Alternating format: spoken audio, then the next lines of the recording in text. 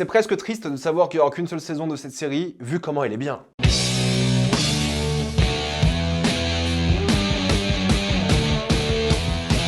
Shogun, épisode 4 et 5. Contrairement à d'habitude, il n'y aura que des spoilers dans cette vidéo, donc si vous n'avez pas vu les 5 premiers épisodes de Shogun, vous devez aller les voir et ensuite revenir sur cette vidéo. Oui, je vous avais promis que j'allais faire tous les épisodes de Shogun, il y en a 10 au final, mais la semaine dernière j'étais absent. C'est pour ça que je fais le 4 et le 5 dans cette même vidéo et je mixe les deux épisodes. Je vais pas faire le 4 et le 5 l'un après l'autre. Je mixe les deux, ce sera plus simple. Et ensuite je ferai toutes les semaines, tous les épisodes, normalement sans faute à partir de maintenant, mais j'étais vraiment pas dispo mardi dernier. Et je ne vais pas répéter ce que j'ai dit dans les précédentes vidéos, que ce soit sur la mise en scène, la photo, les acteurs et tout. Voilà, je parle juste des nouvelles choses et des choses qui m'ont marqué dans ces deux épisodes-là, qui étaient vraiment très bien. Et pour la petite blague que j'ai fait en intro, c'est vrai que oui, Shogun, ils ont dit qu'ils allaient l'arrêter à ce livre-là, qui fait genre 1000 pages, parce que l'histoire sera finie au bout de ces 10 épisodes-là. Mais ce qu'il faut savoir, c'est que l'auteur, il a écrit plein de livres dans le même délire, donc peut-être si Shogun a du succès, ils vont prendre d'autres livres et réadapter ces histoires en série ou en film. En termes de photographie, c'est vrai que c'est intéressant parce que beaucoup de la série, et surtout ces deux derniers épisodes, se passent de nuit. Donc c'est là qu'il faut faire tourner le Dolby Vision sur votre télé 4K OLED. Blague à part, c'est vrai que beaucoup de choses se passent de nuit. La nuit rend plutôt bien, t'as l'impression que c'est uniquement filmé avec des lumières naturelles, donc des bougies et autres, parce que c'est assez sombre, sans aller dans le délire de la nuit américaine constamment. C'est majoritairement studio, du coup ils ont un équilibre total sur la lumière, et ça rend plutôt bien toutes les séquences de nuit, que ce soit en intérieur lors du dîner,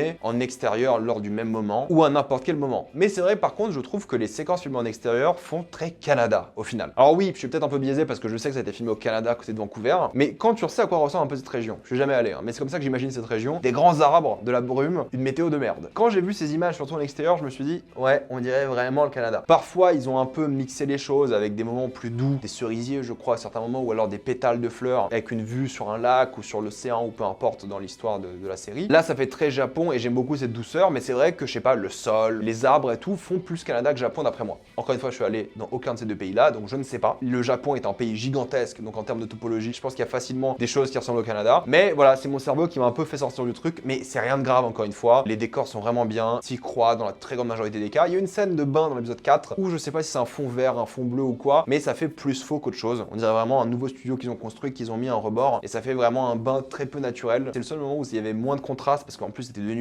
c'était un peu moins bien foutu, mais globalement, visuellement, ça reste très bien, très prenant, en mise en scène et tout, c'est vraiment bien. Les effets spéciaux avec cette fin et la chair à canon littéralement qui se fait exploser, il y a du sang partout, c'est violent, le maquillage et tout, les prothèses, super bien fait, les effets spéciaux, c'était nickel, ça donne un avant-goût de la guerre qui va arriver, et si ça a cette brutalité, cette violence, ça va être jouissif à regarder, et assez réaliste au final, parce que pour le coup, il n'y a pas de demi-mesure, ils ont montré la violence de ce genre de canon, et c'était assez hardcore. Mais ça qui est plaisant, on s'est vraiment lancé sur le début de la guerre, et j'ai trop hâte de voir ça, et ça va être le grand climax de cette série, j'imagine. J'avoue pour l'instant qu'en termes de décor et en termes d'échelle, on a un peu fait le tour. Alors oui, l'échelle grandit au fur et à mesure des épisodes, il y a un énorme tremblement de terre dans cet épisode, on en parle après, mais les décors sont assez similaires, on a fait vite le tour et il n'y a rien de surprenant maintenant visuellement. Il y a quelques séquences à droite à gauche, mais c'est vrai que maintenant on a compris ce que c'est, il n'y a plus de surprises dans les décors et autres. C'est pas un défaut, mais c'est vrai que pour l'instant on avait toujours de nouvelles choses, et là je pense que la série va bien s'ancrer dans un endroit jusqu'à la guerre, ou alors un autre endroit à Osaka. Entre Osaka et là où habitent genre tous les autres, il y a une vraie similitude, parce que tout se passe à l'intérieur, et c'est la même architecture et tout. Pas un défaut parce que ça reste joli, bien foutu, mais c'est vrai qu'on a l'impression d'avoir atteint un peu les limites du truc. Évidemment, la série parle du choc des cultures, qui est bien plus présent, encore une fois, dans cet épisode-là, sur plein de sujets différents, sur ces deux épisodes même, je dirais. Premièrement, c'est la place de la femme, entre la courtisane qui a été donnée à Blackthorn et qui refuse ou pas d'être avec elle. On voit que c'est un objet, ça a beaucoup été dit, que ce soit au Japon ou au Royaume-Uni, les femmes sont des objets qui appartiennent à leur mari, mais au Japon, c'est plus cru, plus violent, là où au Royaume-Uni, t'as l'impression qu'il y a plus une liberté par rapport aux femmes, et que les femmes sont plus respectées au final. C'est pour ça que Blackthorn s'énerve lorsque les femmes sont battues dans cet épisode-là, et du coup Mariko, en plus d'être un objet, elle est un peu prisonnière de son héritage, qui est très mal vu au Japon, et comme beaucoup de femmes dans cette série, c'est quelque chose qui revient beaucoup, elle souhaite mourir, ou en tout cas elle a souhaité un moment de mourir, et beaucoup de ces femmes veulent la mort. C'est ça qui est intéressant, c'est que le système patriarcal japonais oppresse ces femmes jusqu'au moment où elles demandent la mort, ce qui n'est pas normal, soyons d'accord, pour quelque chose qu'en général elles n'ont pas fait elles, mais leur famille, leur clan et des choses comme ça. Donc il y a quand même un choc culturel qui se fait ici qui est intéressant. Je trouve d'ailleurs Blackthorn de plus en plus appréciable. Je trouve que l'acteur au final il fait un bon travail dans ce qu'il essaie de faire. Et j'aime beaucoup la manière dont il rejoint la culture de plus en plus avec les armes par exemple, mais surtout la nourriture. Les cultures se rejoignent par l'alcool. Mais en termes de nourriture, la nourriture britannique, elle dégoûte les Japonais, ce qui est compréhensible parce que c'est la nourriture britannique. Mais ça montre encore une fois qu'il y a certaines choses qui sont pas réconciliables et que cette culture-là aura toujours des différences qui seront marquées définitivement. C'est pour ça d'ailleurs que Blackthorn veut s'en aller à la fin de cet épisode-là, qu'il n'est pas d'accord sur un changement fondamental. Donc même s'il y a des similitudes, au final, c'est des cultures tellement opposées que c'est dur pour lui de s'y intégrer, au point qu'il s'en sent coupable et que ça lui fait du mal. Parce que oui, il apporte une nouvelle stratégie militaire au Japon qui est efficace et meurtrière, mais l'autre côté, le côté un peu lost in translation, ce qu'ils ont perdu justement à l'oral, par exemple, si tu touches mon poulet, je te tue, c'était pas un poulet, mais peu importe, c'est quelque chose qui pour lui n'a pas d'impact, c'est genre une blague, parce qu'il n'a pas le vocabulaire pour dire autre chose, mais ça a un impact crucial sur la maison, sur le village, un impact qui n'est pas mesuré